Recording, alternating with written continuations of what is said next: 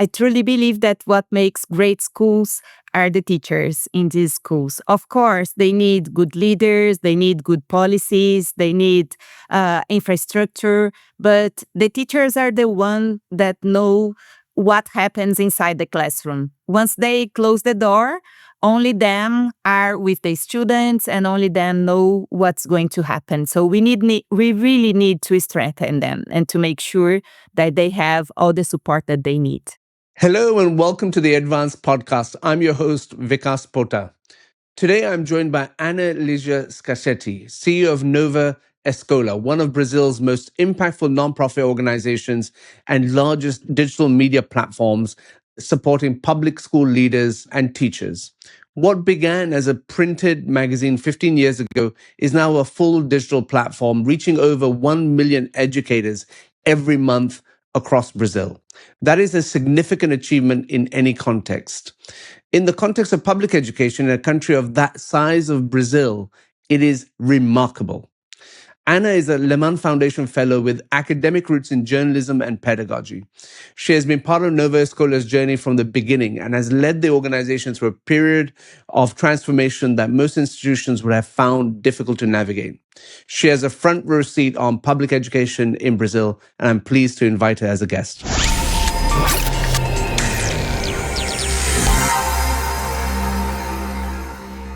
Anna, thanks so much for taking part in today's Advance podcast interview. You and I have been friends for quite some time. I'm a huge admirer of Nova Escola and a huge fan of Brazil. You have this front row seat on what happens in education in Brazil, and I'm looking forward to this conversation because I hope our listeners understand the contours of Brazilian education, how people should be thinking about engaging with Brazilian education, its innovation, and think about its school leaders and its teachers. I've always believed that excellence exists everywhere in the world. And I've just visited Brazil and I've seen excellence. And so I'm really pleased that you're here to help us understand more, to learn, and to maybe challenge our preconceived ideas about countries like Brazil and what they're doing in education. I ask all my guests to start with, this basic question. Anna, in your view, what makes a great school? Well, first, thank you for the opportunity. It's great to be here with you, Vikas. And I truly believe that what makes great schools are the teachers in these schools. Of course, they need good leaders, they need good policies, they need infrastructure, but the teachers are the one that know what happens inside the classroom. Once they close the door, only them are with the students and only them know what's going to happen. So we really need to strengthen them and to make sure that they have all the support that they need. I mean, so you've been the CEO of Nova Escola. Perhaps you should tell everyone here a little bit about your organization and what it does. And the reason I ask you this is that you've been in this conversation for a very long time.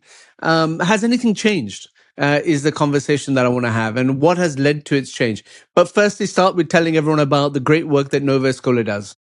Thank you. Nova Escola is turning 40 years old, and it started as a printed magazine and now is a digital platform, always focused on public school teachers and how we can empower them, how we can help them. We now have a website where teachers can find lesson plans, online courses, news reports, and also an AI solution that teachers can use through WhatsApp. WhatsApp is widely used here in Brazil.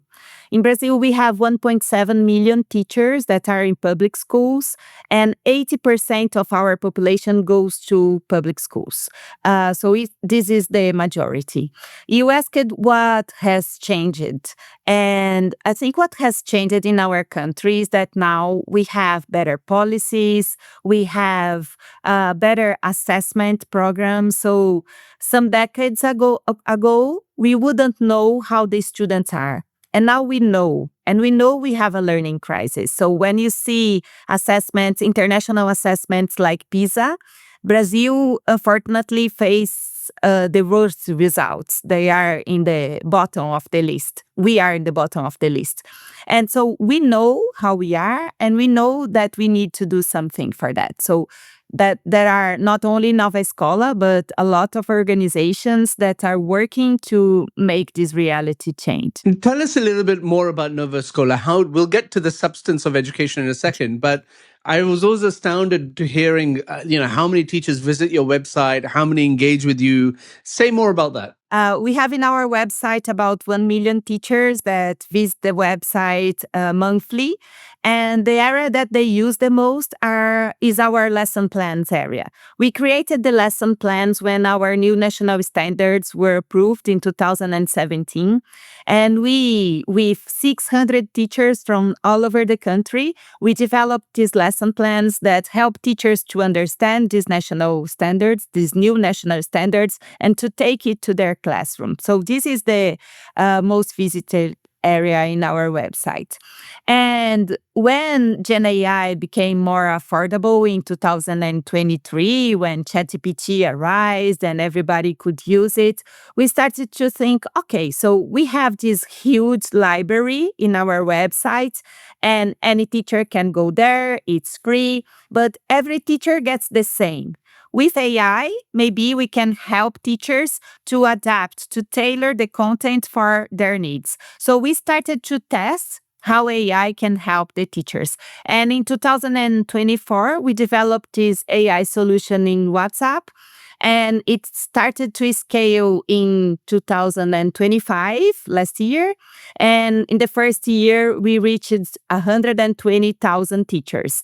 We have now reached 200,000 teachers just last week. So we are celebrating this achievement. And these teachers are from all over Brazil. With the AI solution in WhatsApp, we are reaching more teachers from the northeast and the north regions of Brazil that are the most vulnerable areas in our country. And and we are still trying to understand what the next steps needs to be. When you have a work with innovation, I'm sure you know, you are never done. So we are always trying to understand what are the next steps that teachers need from us, and we keep working for them. There's two things that come through, Anna, in even the short start of this interview. One is you said, well, we knew we were rubbish, and what has changed is that we now know we're rubbish. The second thing you said, which was interesting, which was we know we're not great, but we believe in EdTech. You were a finalist of the EdTech Prize. How do you know what you do actually improves learning outcomes? Because ultimately, that has to be the test of technology, right?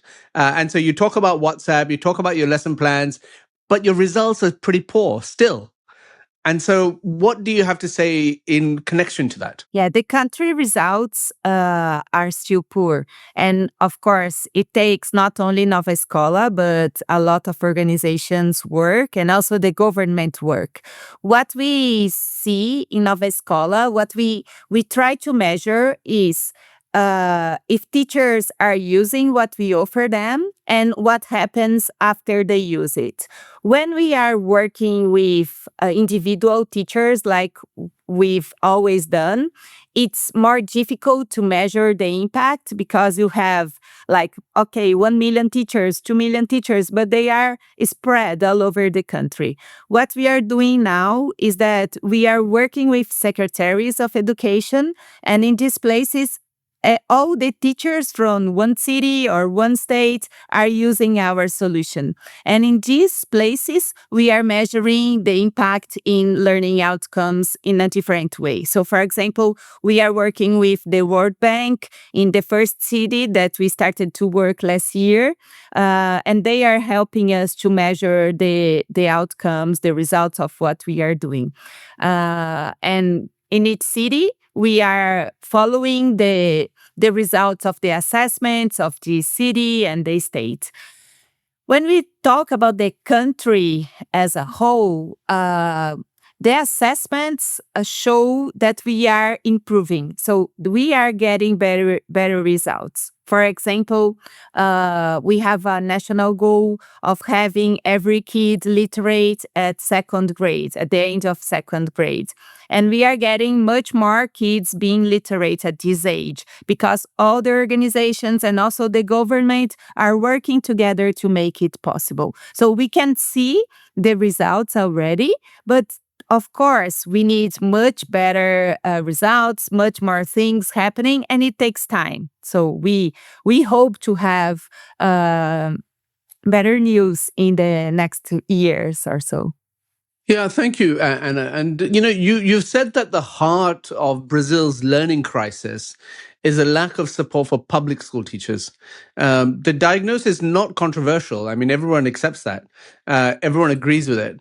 And yet the problem has persisted for at least 4 decades while organizations, governments, philanthropists have tried to address it in Brazil.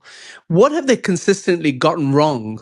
And why has Nova Escola gotten closer to right? Our strategy is totally centered on teachers. So we always have them working with us, testing with us, developing things with us. And many strategies don't have teachers in the center. They are thinking about the policies, they are thinking about other parts of the problem.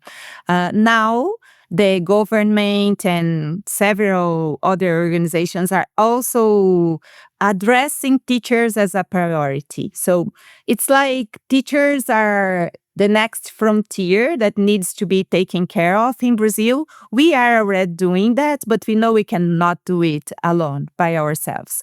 So I believe that for the next years, we will have good discussions and good decisions to empower teachers. One of them is about initial training. So we have very poor initial training for teachers here in our country. Myself, I have done, I have studied pedagogy and I studied it online as most of the teachers are trained nowadays here in Brazil. And it's a totally theoretical course. And the teacher leaves these courses and they face classrooms here in Brazil with 30, sometimes 40 students. Some weeks ago, I spoke with a teacher that has 20 different classrooms. So she has hundreds of students that have different realities, and she needs to face that. So the teachers, they start the career not being prepared. And when they arrive at the school, they don't get the support that they need because the leaders are also overwhelmed. So that's where we enter and where we need much more support in the initial training for the teachers and in the continuous training for them, the continuous support for them, so they can deal with the diversity they have in the classrooms, the new roles that they need to achieve being a teacher in this world that is changing. There are lots of challenges to be addressed right now, and we all need to be there for them. I totally sign up to the fact that I don't think one organization by itself can move the needle as much as what people believe or founders believe in particular or CEOs believe, and therefore we need to work in a very much a coordinated effort in blighting this. And one part of it is also parents. A big part of it is parents and culture in a country like Brazil. My friends at the Leman Foundation constantly speak about how unequal Brazil is. Do you want to speak a little bit about that to give everyone an understanding of the inequality that exists in Brazil? Yeah. Brazil is one of the most unequal countries in the world.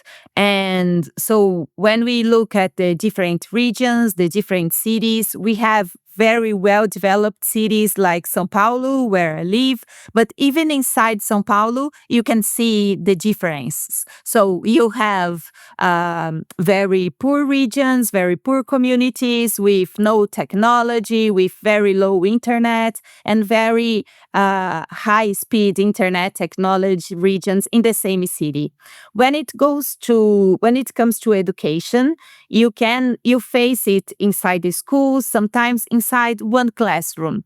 So because of pandemic, Brazil was one of the countries that stayed with the schools closed for most time. It was 2 years with the public schools closed. Kids were not having classes, only online classes, some kind of online classes. So right now, inside the school, inside the classroom, you may have a kid that during pandemic had no support at home because the parents were working, they were taking care of other things, or sometimes the parents were not literate themselves, so they couldn't help this kid. And now this kid may be on sixth grade without being literate, And the teacher that faces it is not a literacy teacher. Is a teacher that is there to teach other subjects and is dealing with problems like having kids that are not literate. So the inequality goes inside the classrooms, inside the schools, and that's why it's also important to understand that and to understand that the teachers are facing not only daily challenges, but different challenges every day because of this diversity.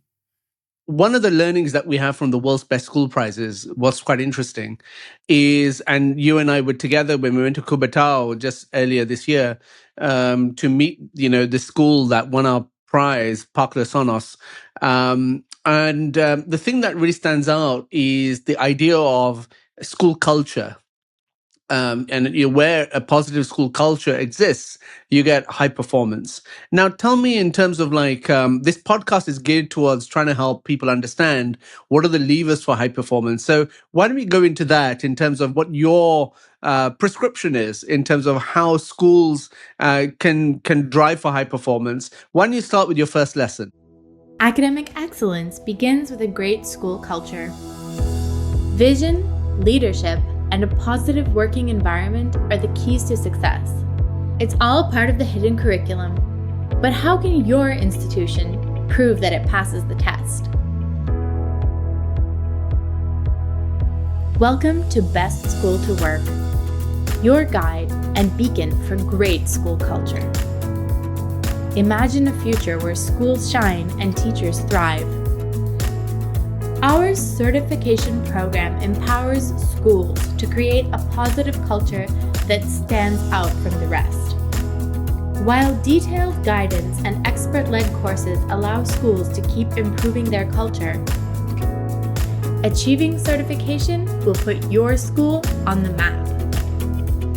Best School to Work is the gold standard of school culture. Together, let's transform education. Join Best School to Work and create a brighter future for our schools, students, and educators. Start your journey today. I think culture is really important, and who sets the culture are the leaders of the school. So it's we saw in Cubatão the principal of the school, how he was the one that changed everything, that started to change everything.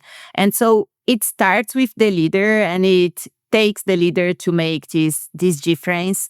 But the leader doesn't make it by himself, so by themselves. So they need the teachers and also the families of the students. Everyone needs to understand and to believe. I visited another school last week, and I met a principal that is part of our community. And she told me, very similar to Regis, that when she arrived at the school, the community didn't believe that school anymore.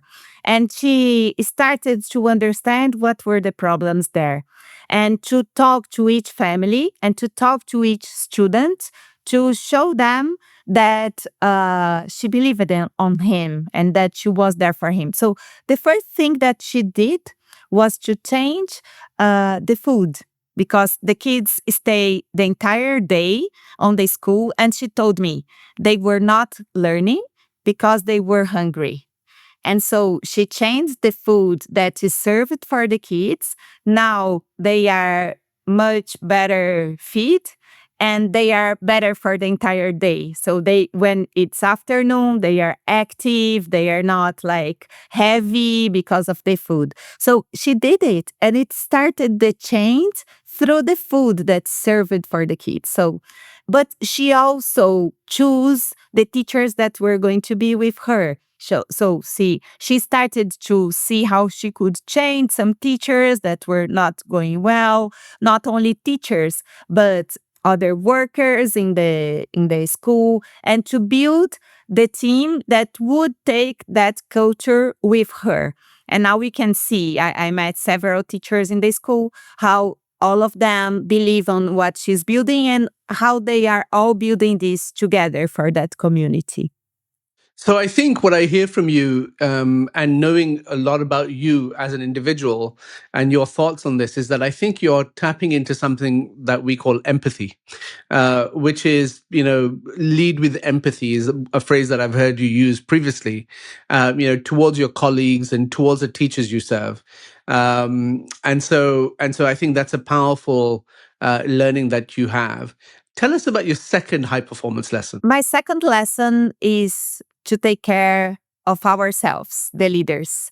I did the American Express Leadership Academy last year, and I was really overwhelmed when I started, and it made me look to myself and to think what I needed to do for myself so I could be a better leader for everyone, for my team, for the teachers.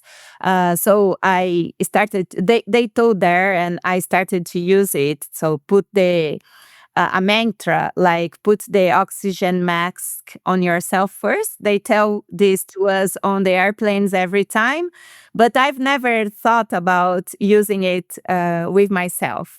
And I realized that if I'm not okay, my team will not be okay, my strategy will not be okay. So every day I do something to take care of myself.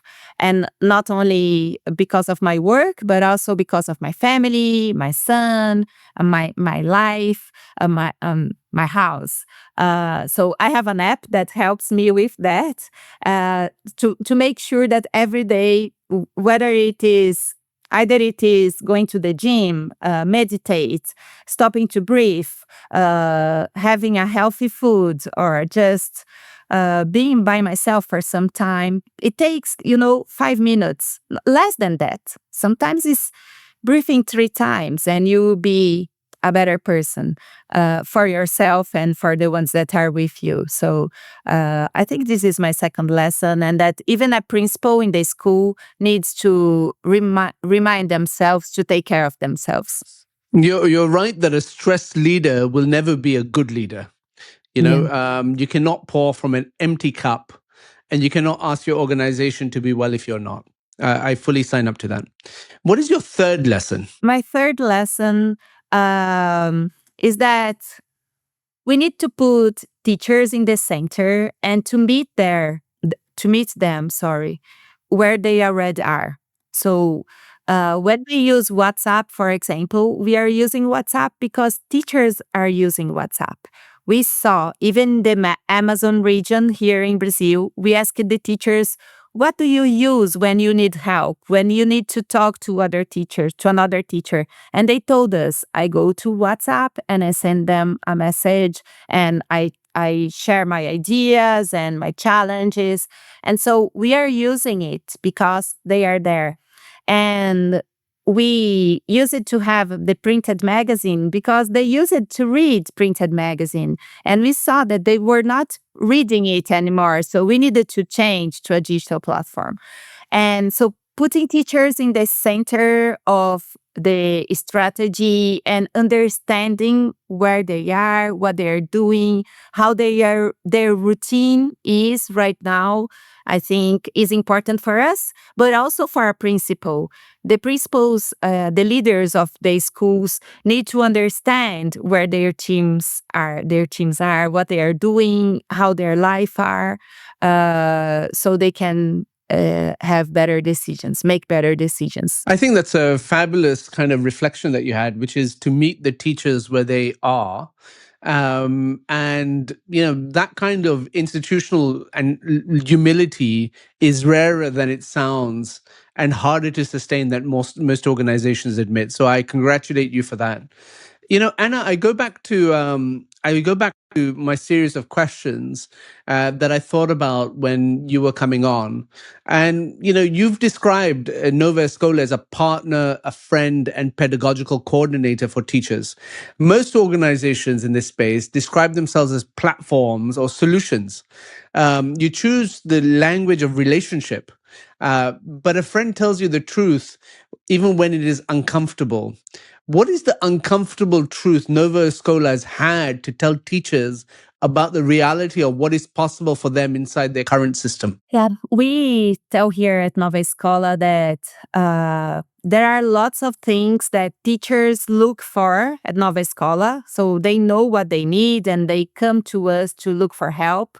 But there are these other things that we envision or we understand, or our surveys show that are problems, real problems inside the schools, but sometimes the teachers are not seeing it yet. So we need to show them. So one example is the importance of assessment and evaluation. We saw that not every teacher was understanding where their students are. So many teachers were not seeing, for example, that they had kids that were not literate inside the classroom, that they need to use other strategies to help these kids. So the importance of evaluation, of working based on where the students are, what they have learned or not, is one of the examples. Another very important example here in Brazil is about racism. 56% of Brazilian population are Black people. And we have, unfortunately, structural racism here in our country. And it also goes inside the schools. So showing that Black kids are getting worse results than non-Black kids because racism is inside the classrooms, inside the schools, needs to be taken care of, is part of our priorities every year. So we want teachers to think about how to fight racism and how to understand that racism is present in their job every day, not only in special dates of the year like Black Consciousness Day. This is important, but we need to tackle this every day. So this is an uncomfortable subject that we've been addressing for like 5 years or more, every year, every day, to show teachers that if they don't take care of this, they won't have every kid at the same place by the end of the year, because some of the kids are being left behind. No, I understand that, Anna. For those that, so I had the chance of going to the Park de Sono school and see a public school for myself. Can you describe to everyone what a school and a classroom looks like in Brazil? Yeah, at a public school, a classroom in Brazil, we probably have like 30 kids, sometimes 40 kids, with only one teacher taking care of everything and everyone.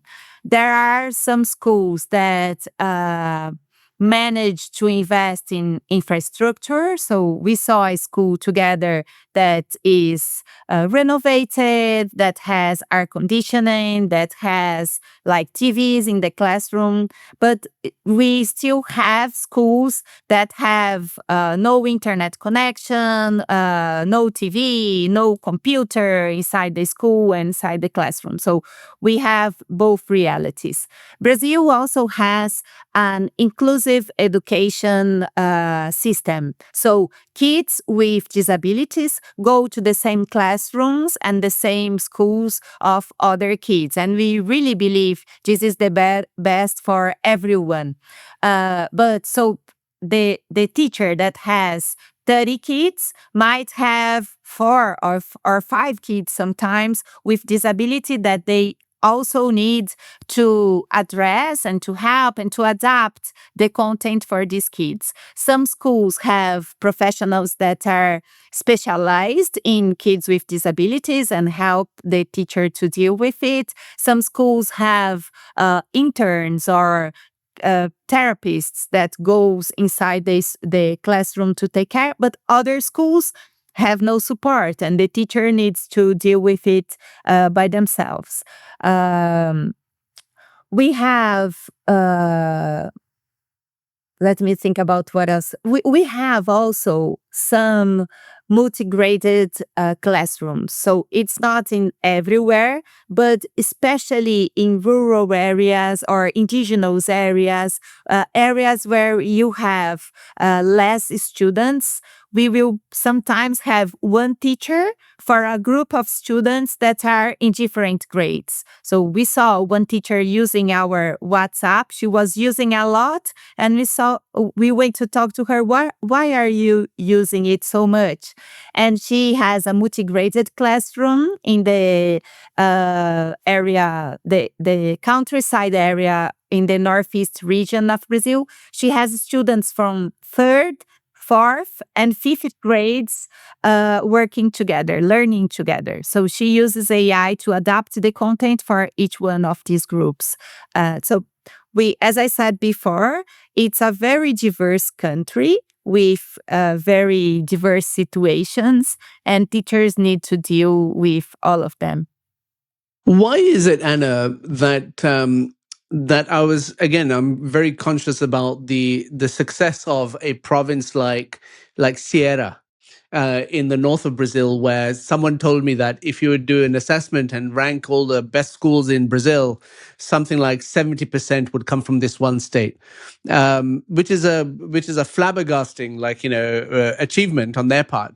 What do you think led to that? The society commitment to make it possible, and the continuity. So they had several governments with the same goal of having a better public education in the state. And for like decades, they worked on that. And then they established good assessment programs, good teacher training programs, good materials for the teachers, and they also recognize the teachers, the schools, the cities that have the better results. So they created not only the recognition, but also the valuation for everyone, and the community. The parents want it. The teachers are committed to it. The new mayors and the new state governments are all committed to it. So it took them several years to make it possible. Now they are a model for us. So we have several programs to take their example to other states, to other cities. It's part of what we do together in the Lemon Foundation's ecosystem to show how it's possible for other cities and other states to follow Ceara's example. Which is quite remarkable given the short-termism that occurs in politics in particular.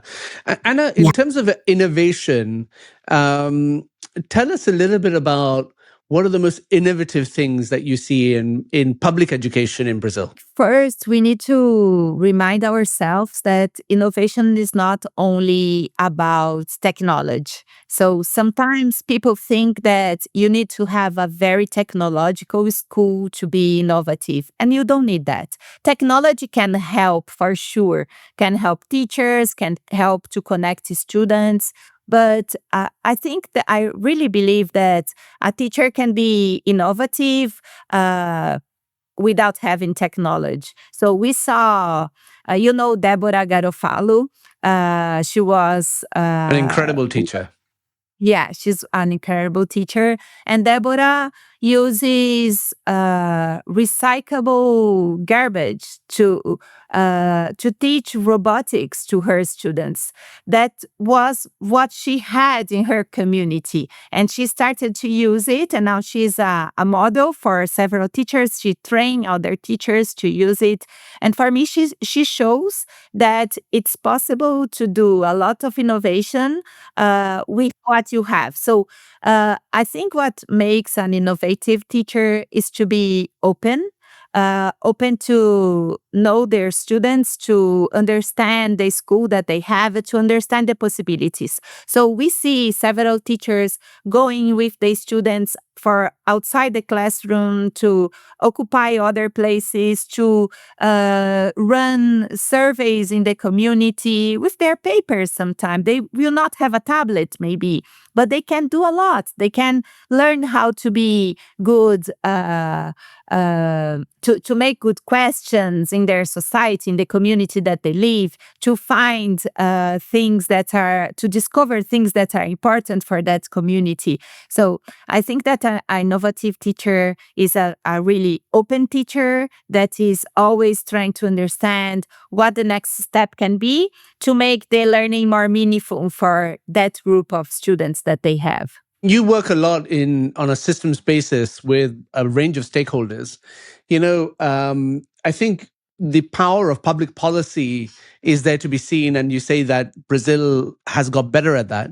What is the one challenge you'd put down in front of state secretaries of education around the country on what they could do better? Well, I only could talk to them I about mean, teachers, right? you're a fearless journalist first. Remember that. And so, what is your challenge to them? Yeah, I would say that they need to take care of the teachers and to make sure that they have better conditions to work, starting with having smaller classrooms and more time to work. So I've been a teacher for some time, and I know that the time that you stay, each hour that you stay with your students demands more time to plan the next hour that we're going to spend with your students if you want to have a quality time together where they learn, they truly learn. So teachers need to have time. They need to have condition. The time that they are with the students are not the moment that they are planning, that they are thinking about what to do next, that they are thinking about how to assess that students. So we need to give them condition to be good teachers. And Anna, as a last thought, you've been involved with a number of things that we do regarding trying to platform and trying to showcase and highlight schools. Brazil is the second largest country where we get applications from for the world's best school prizes. We see excellence all across Brazil. And the question is, how do you get more high performing schools in Brazil?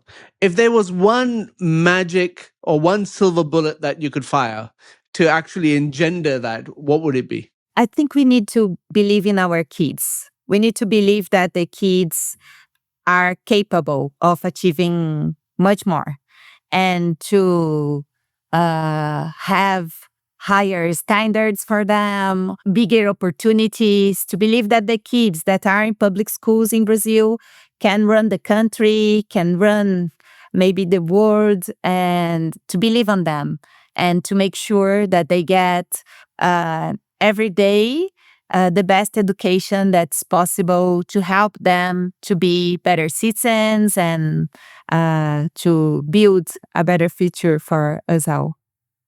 On that note, Ligia Scachetti, thank you so much for taking part on this advanced podcast. Thank you. It was great to be here with you. Thanks for listening to this episode of the Advanced Podcast with Ligia Scachetti, CEO of Nova Escola. We discussed what it takes to build a platform that genuinely serves teachers at scale, why listening to the people closest to the classroom is always the answer, and what it means to lead an organization through 40 years of reinvention without losing sight of who it exists to serve. Anna shared her top 3 lessons for high performance in education. First, she says, always lead with empathy towards your colleagues and towards the teachers you serve. When she gets stuck, her instinct is always to go back and listen to teachers. The answer is almost always already there. Second, she talks about putting the mask on yourself first. A stressed leader will never be a good leader. You cannot pour from an empty cup, and you cannot ask your organization to be well if you are not. Third, be where the teachers already are. Nova Escola has spent 40 years evolving to meet teachers in the spaces they actually occupy. That kind of institutional humility is rare, rarer than it sounds, and harder to sustain than most organizations admit. Anna, thank you for sharing your wisdom with us on the Advanced podcast, and for your friendship for all these years, and making the World's Best School Prize such a success in Brazil. If you found this episode useful, please subscribe, share, and follow the Advanced podcast for future episodes. Thank you and goodbye.